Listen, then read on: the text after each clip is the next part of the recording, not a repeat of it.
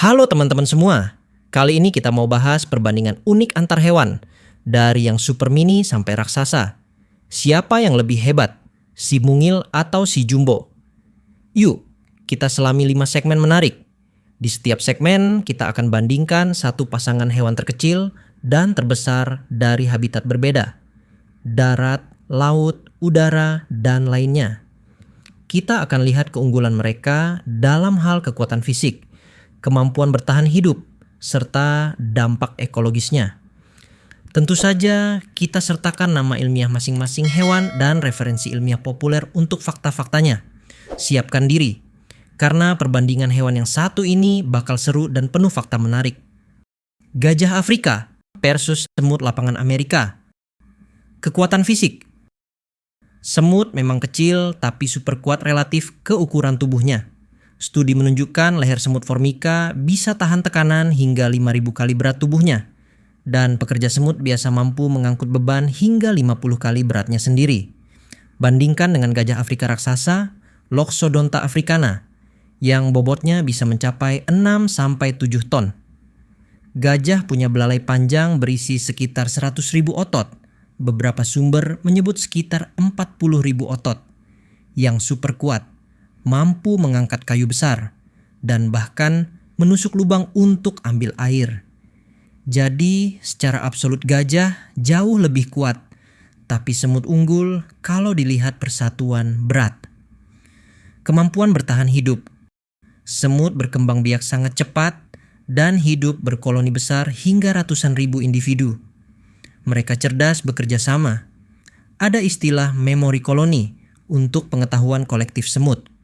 Tahan banting, beberapa semut bertarung hingga cacat, lalu disembuhkan oleh semut lain. Dan bahkan bisa bertahan dalam banjir dengan cara mengumpul jadi rakit terapung. Gajah hidup lebih lambat, butuh sekitar 20 tahun untuk dewasa dan bisa hidup hingga 60-70 tahun. Gajah dewasa terlindung dari predator karena ukurannya yang besar. Namun, gajah terancam oleh pemburu dan perubahan habitat. Sedangkan semut jauh lebih tahan bencana. Misal kebakaran semak, koloni semut bisa terus bertahan karena sarang di dalam tanah. Dampak ekologis. Di sini gajah benar-benar raksasa pengaruhnya. Gajah Afrika adalah keystone species. Artinya mereka membentuk ekosistem sekitarnya. Musim kemarau, gajah gali sungai kering untuk mendapatkan air, menciptakan kolam yang bisa diminum banyak binatang lain. Kotoran gajah mengandung banyak biji, mastokora, membantu persebaran tumbuhan. Mereka juga merubuhkan pohon kecil dan semak, menjaga padang rumput tetap terbuka untuk herbivora lain. Semut juga penting.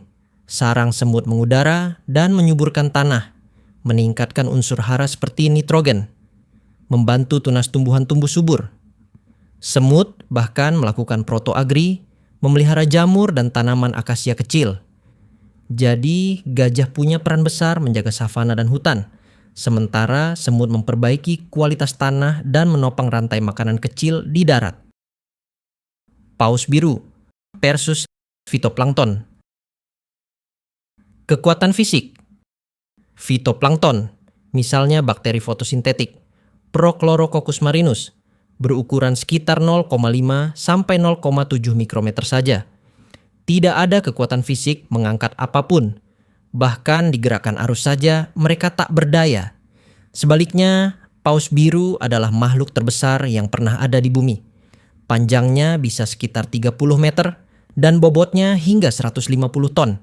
Kurang lebih 330.000 pon. Hanya gurita raksasa menandingi ukuran mereka, tapi paus biru tetap juara ukuran. Tubuh raksasa ini menopang kemampuan menghisap air laut dan menyaring plankton dalam jumlah masif. Beberapa individu terbesar menghabiskan hingga 6 ton krill dalam sekali santap.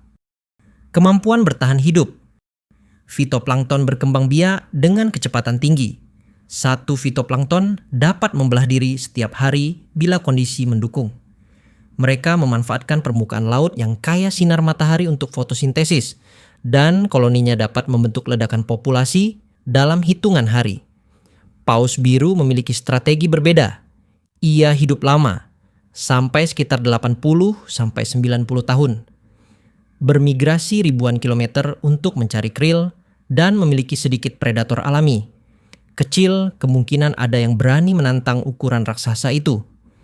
Namun, paus biru rentan terhadap tangkarapan manusia dan polusi laut. Sementara plankton jauh lebih tahan gangguan dan memulihkan populasinya dengan cepat. Dampak ekologis. Fitoplankton adalah basis rantai makanan laut. Mereka memproduksi oksigen melalui fotosintesis. Diperkirakan sekitar setengah oksigen di bumi berasal dari lautan, terutama fitoplankton. Selain itu, fitoplankton menguras karbon dioksida atmosfer dan menyediakan makanan untuk zooplankton, ikan kecil, hingga kelomang dan cumi-cumi. Paus biru, meski lebih sedikit jumlahnya, juga berdampak besar secara ekologis. Dengan massa tubuhnya yang besar, paus biru menyimpan karbon dalam jangka panjang.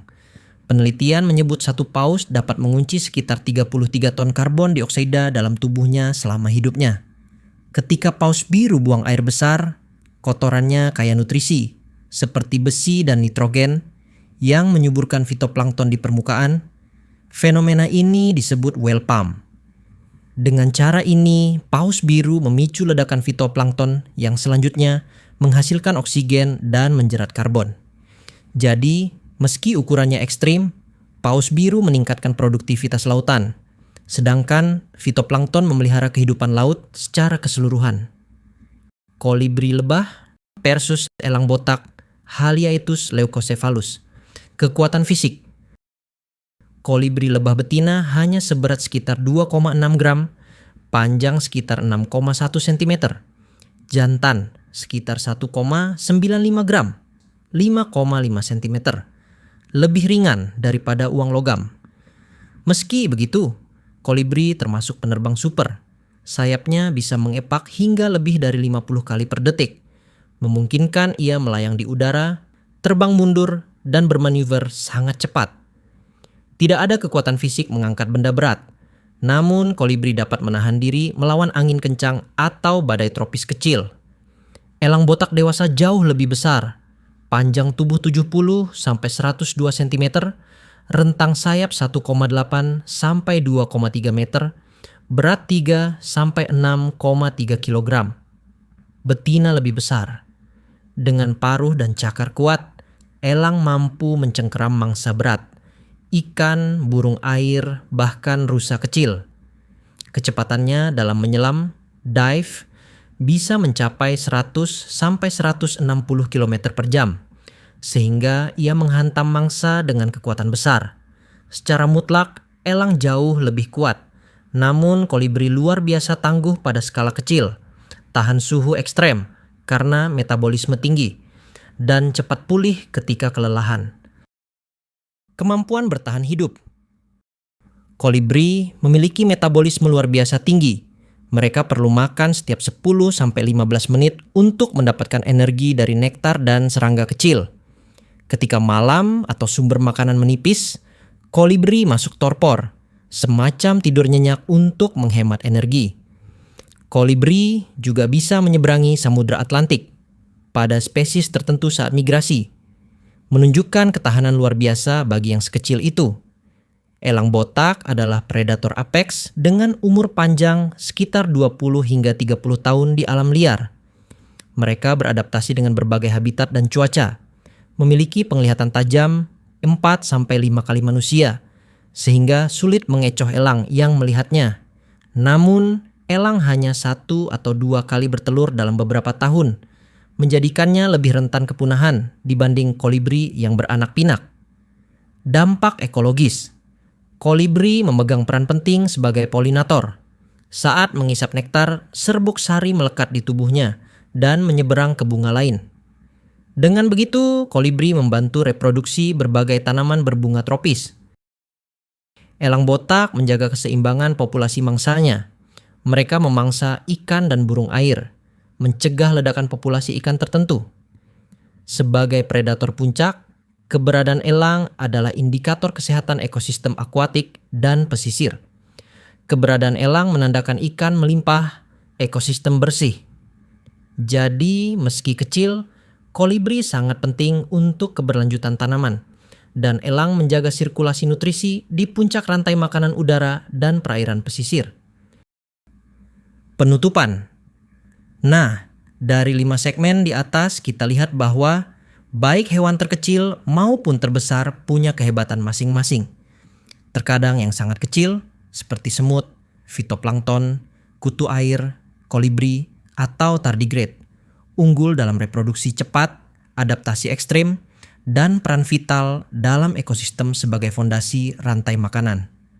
Sebaliknya, hewan-hewan raksasa, gajah, paus biru, elang, hiu putih, beruang kutub, unggul dalam kekuatan fisik mutlak dan peran ekosistem keystone-nya, seringkali membentuk atau menjaga habitat tempat mereka hidup. Siapa yang lebih hebat? Sebenarnya, keduanya sama-sama luar biasa di tingkatnya masing-masing. Semut bisa mengangkat 5.000 kali berat badan, gajah bisa membentuk hutan, tardigrada bisa selamat di ruang angkasa, beruang kutub memerintah padang es utara. Perbandingan seperti ini mengajarkan kita untuk menghargai keragaman dan keseimbangan alam. Terima kasih sudah menonton video kali ini. Jangan lupa tinggalkan komentar. Menurut kalian, siapa pemenangnya? Like dan subscribe juga. Ya, untuk lebih banyak konten seru tentang dunia hewan. Sampai jumpa di video berikutnya.